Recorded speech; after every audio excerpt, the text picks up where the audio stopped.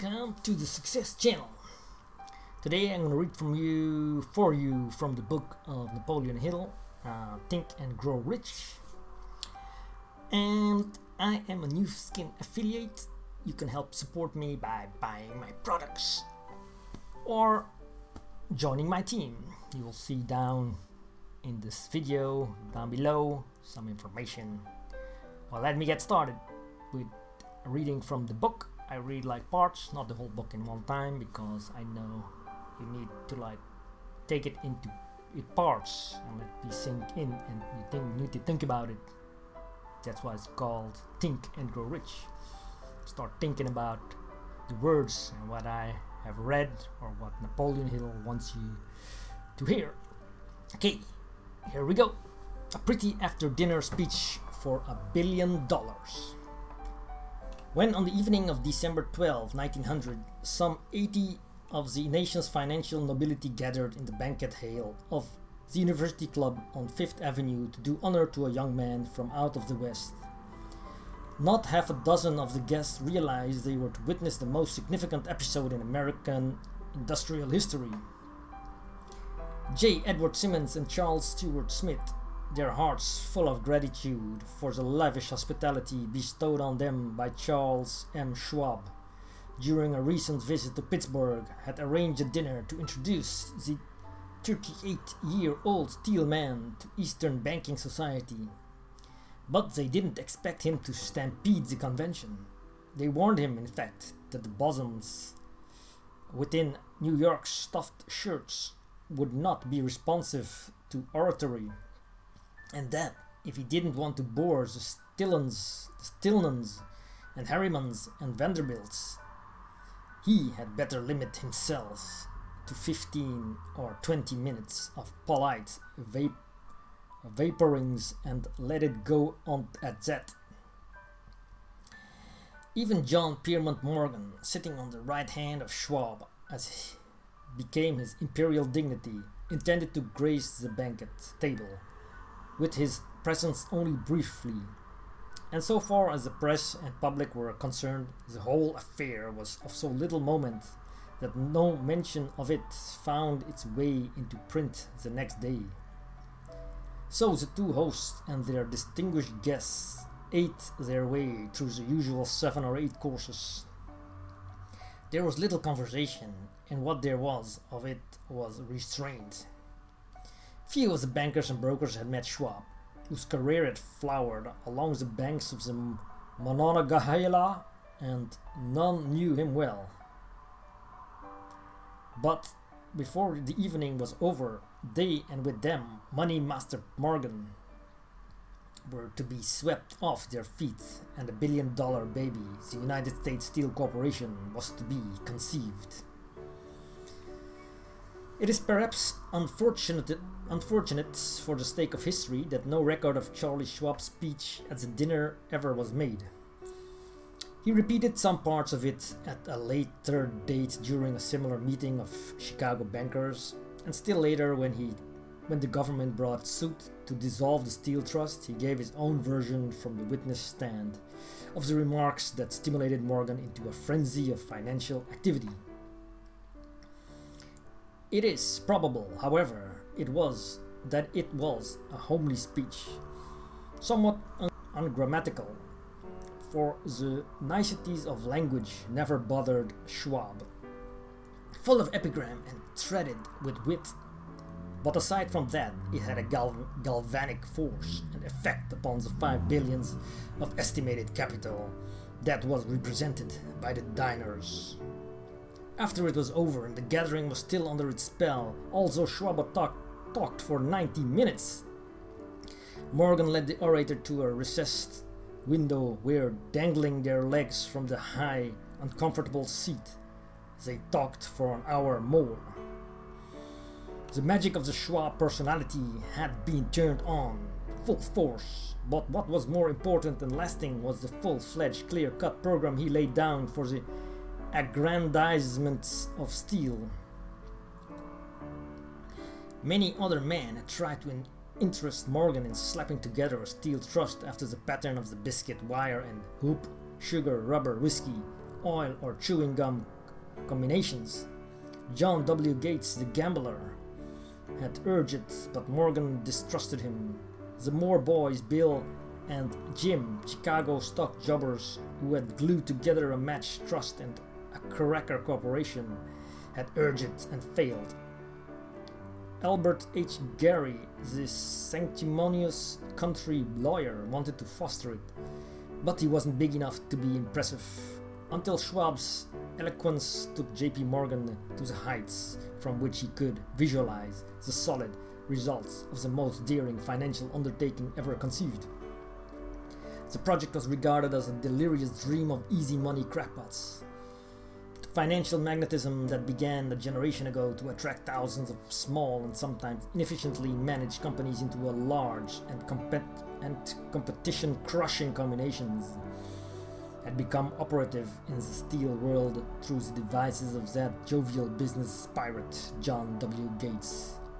Gates already had formed the American Steel and Wire Company out of a chain of small concerns, and together with Morgan had created the Federal Steel Company. The National Tube and American Bridge Companies were two more Morgan concerns, and the Moore brothers had forsaken the match and cookie business to form the American Group, Tin Plate, Steel Hoop, Sheet Steel, and the National Steel Company. But by the side of Andrew Carnegie's gigantic vertical trust, a trust owned and operated by 53 partners, those other combinations were picayune. They might combine to their heart's content, but a whole lot of them couldn't make a dent in the Carnegie organization. And Morgan knew it. The eccentric old Scot knew it too, from the magnificent heights of Skibo Castle he had viewed, first with amusement and then with resentment, the attempts of Morgan's smaller companies to cut into his business. When the attempts became too bold, Carnegie's temper was translated into anger and retaliation. He decided to duplicate every mill owned by his rivals. Hitherto, he hadn't been interested in wire, pipe, hoops, or sheet. Instead, he was content to sell such companies the raw steel and let them work it into whatever shape they wanted. Now, with Schwab as his chief and able lieutenant, he planned to drive his enemies to the wall. So it was that in the speech of Charles M. Schwab, Morgan saw the answer to his problem of combination. A trust without Carnegie, giant of them all, would be no trust at all, a plum pudding, as one writer said, without the plums. Schwab's speech on the night of December 12, 1900 undoubtedly carried the inference, though not the pledge, that the vast Carnegie enterprise could be brought under the Morgan tent. He talked of the world future for steel, of reorganization, for efficiency, of specialization, of the scrapping of unsuccessful mills and concentration of effort on the flourishing properties, of economies in the ore traffic, of economies in overhead and administrative departments, of capturing foreign markets. More than that, he told the buccaneers among them wherein lay the errors of their customary piracy. Their purposes, he inferred, had been to create monopolies, raise prices and pay themselves fat dividends out of privilege. Schwab condemned the system in his heartiest manner. The short-sightedness of such a policy, he told his hearers, lay in the fact that it restricted the market in an era when everything cried for expansion. By cheapening the cost of steel, he argued, an ever-expanding market would be created, more uses for steel would be devised, and a goodly portion of the world trade could be captured. Actually, though he did not know it, Schwab was an apostle of modern mass production. So the dinner at the University Club came to an end. Morgan went home to think about Schwab's rosy predictions. Schwab went back to Pittsburgh to run the steel business from wee Andrew Carnegie, while Gary and the rest went back to their stock tickers to fiddle around in anticipation of the next move. It was not long coming. It took Morgan about 1 week to digest the feast of reason Schwab had placed before him. When he had assured himself that no financial indigestion was to was the result, he sent for Schwab and found that young man rather coy. Mr. Carnegie, Schwab indicated, might not like it if he found his trusted company president had been flirting with the Emperor of Wall Street, the street upon which Carnegie was resolved never to tread. Then it was suggested by John W. Gates, the go-between, that if Schwab happened to be in the Bellevue Hotel in Philadelphia, J.P. Morgan might also happen to be there. When Schwab arrived, however, Morgan was inconveniently ill at his New York home, and so, on the elder man's pressing invitation, Schwab went to New York and presented himself at the door of the financier's library. Now, certain economic historians have professed the belief that from the beginning to the end of the drama, the stage was set by Andrew Carnegie, that the dinner to Schwab, the famous speech, the Sunday night conference between Schwab and the Money King were events arranged by the Canny Scott. The truth is exactly the opposite. When Schwab was called in to consummate the deal, he didn't even know whether the little boss, as Andrew was called, would so much as listen to an offer to sell, particularly to a group of men whom Andrew regarded as being endowed with something less than holiness. But Schwab did take into the conference with him, in his own handwriting, 6 sheets of copper-plate figures, representing to his mind the physical worth and the potential earning capacity of every steel company he regarded as an essential star in the new metal firmament. 4 men pondered over these figures all night. The chief, of course, was Morgan, steadfast in his belief in the divine right of money. With him was his aristocratic partner, Robert Bacon, a scholar and a gentleman. The third was John W. Gates, whom Morgan scorned as a gambler and used as a tool. The fourth was Schwab, who knew more about the processes of making and selling steel than any whole group of men then living. Throughout that conference, the Pittsburghers' figures were never questioned. If he said a company was worth so much, then it was worth that much and no more. He was insistent, too, upon including the combination only those concerns he nominated. He had conceived a corporation in which there would be no duplication, not even to satisfy the greed of friends who wanted to unload their companies upon the broad Morgan shoulders. Thus he left out by design a number of the larger concerns upon which the walruses and carpenters of Wall Street had cast hungry eyes. When dawn came, Morgan rose and straightened his back. Only one question remained. "Do you think you can persuade Andrew Carnegie to sell?" "Yes, I can try," said Schwab. "If you can get him to sell, I will undertake the matter," said Morgan. So far so good, but would Carnegie sell? How much would he demand? Schwab thought about $320 million. What would he take payment in? Common or preferred stocks? Bonds? Cash? Nobody could raise $1/3 billion in cash. There was a golf game in January on the frost-cracking heat of the St. Andrew's Links in Westchester, with Andrew bundled up in sweaters against the cold and Charlie talking volubly as usual to keep his spirits up. But no word of business was mentioned until the pair sat down in the cozy warmth of the Carnegie cottage hard by. Then, with the same persuasiveness that had hypnotized 80 millionaires at the University Club, Schwab poured out the glittering promises of retirement in comfort, of untold millions to satisfy the old man's social caprices. Carnegie capitulated, wrote a figure on a slip of paper, handed it to Schwab and said, "All right, that's what we'll sell for." The figure was approximately $400 million and was reached by taking the $320 million mentioned by Schwab as a basic figure and adding to it $80 million to represent the increased capital value over the previous 2 years. Later, on the deck of a transatlantic liner, the Scotsman said roughly to Morgan, "I wish I had asked you for $100 million more." If you had asked for it, you'd have gotten it, Morgan told him cheerfully. There was an uproar, of course.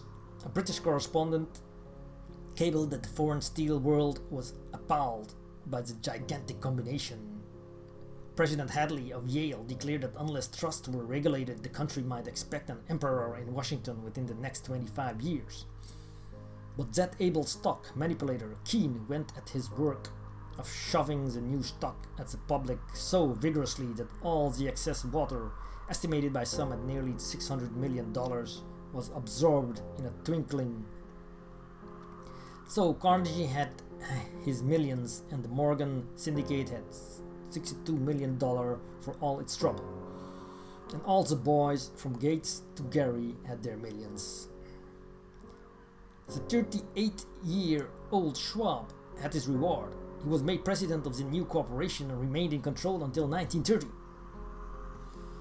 The dramatic story of big business, which you have just finished, was included in this book because it is a perfect illustration of the method by which desire can be transmuted into its physical equivalent. I imagine some readers will question the statement that a mere intangible desire can be converted into its physical equivalent. Doubtless some will say you cannot convert nothing into something. The answer is in the story of United States Steel. That giant organization was created in the mind of one man. The plan by which the organization was provided with the steel mills that gave it financial stability was created in the mind of the same man. His faith, his desire, his imagination, his persistence were the real ingredients that went into the United States Steel. The steel mills and mechanical equipment acquired by the corporation, after it had been brought into legal existence, were incidental, but careful analysis will disclose the fact that the appraised value of the properties acquired by the corporation increased in value by an estimated $600 million by the mere transaction which consolidated them under one management. In other words, Charles M. Schwab's idea, plus the faith with which he conveyed it to the minds of J.P. Morgan and the others, was marked for a profit of approximately $600 million. Not an insignificant sum for a single idea. What happened to some of the men who took their share of the millions of dollars of profit made by this transaction is a matter with which we are now not concerned. The important feature of the astounding achievement is that it serves as unquestionable evidence of the soundness of the philosophy described in this book, because this philosophy was the wrap and the woof of the entire transaction. Moreover, the practicability of the philosophy has been established by the fact that the United States Steel Corporation prospered and became one of the richest and most powerful corporations in America, employing thousands of people, developing new uses for steel, and opening new markets, thus proving that the $600 million in profit which the Schwab idea produced was earned. Riches begin in the form of thought. The amount is limited only by the person in whose mind the thought is put into motion. Fate removes limitations. Remember this when you are ready to bargain with life for whatever it is that you ask as your price for having passed this way. Remember also that the man who created the United States Steel Corporation was practically unknown at the time. He was merely Andrew Carnegie's man Friday, until he gave birth to his famous idea. After that, he quickly rose to a position of power, fame, and riches. Well, thank you for watching this episode of Think and Grow Rich. We'll continue with the next chapter. I think this chapter 4, other suggestion. And remember, there are no limitations to the mind except those we acknowledge. Both poverty and riches are the offspring of thought. Leave you with that. Thanks for watching. Join my new skin program, and I'll see you next time.